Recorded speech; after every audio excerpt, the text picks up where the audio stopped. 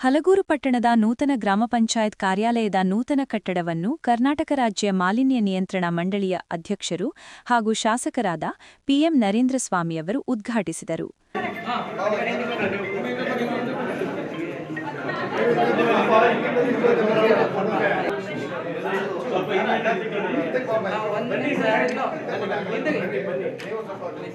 ಉದ್ಘಾಟನೆ ನೆರವೇರಿಸಿ ಮಾತನಾಡಿದ ಅವರು, ನೂತನ ಗ್ರಾಮ ಪಂಚಾಯತ್ ಕಾರ್ಯಾಲಯದ ಕಟ್ಟಡ ಕಾಮಗಾರಿ ಸಂಪೂರ್ಣಗೊಂಡಿದ್ದು, ಒಟ್ಟು 99 ಲಕ್ಷ ರೂಪಾಯಿ ವೆಚ್ಚದಲ್ಲಿ ನಿರ್ಮಾಣ ಮಾಡಲಾಗಿದೆ.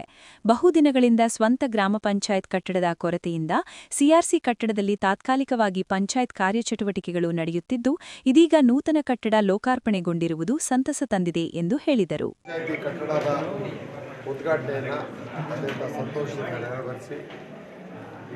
ಇದು ಪಂಚಾಯತಿಗೆ ನರೇಗಾ ಹಾಗೂ ರಾಜೀವ್ ಗಾಂಧಿ ಸಶಕ್ತೀಕರಣ ಯೋಜನೆ 99 ಲಕ್ಷದಲ್ಲಿ ಈ ಒಂದು ಕಟ್ಟಡವನ್ನು ಕಟ್ಟಿದ್ದಾರೆ.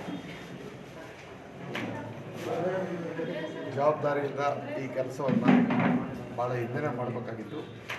ತಡವಾದರೂ ಇದನ್ನು ಜವಾಬ್ದಾರಿಯಿಂದ ಮಾಡೋದಕ್ಕೆ ನಾನು ಎಲ್ಲ ಪಂಚಾಯತಿ ಅಧ್ಯಕ್ಷರು, ಉಪಾಧ್ಯಕ್ಷರು ಮತ್ತು ಸದಸ್ಯರು ಅಭಿನಂದನೆಯನ್ನು ಹೇಳ್ತಾ ಸಂತೋಷದಿಂದ ಇದ್ದೀನಿ.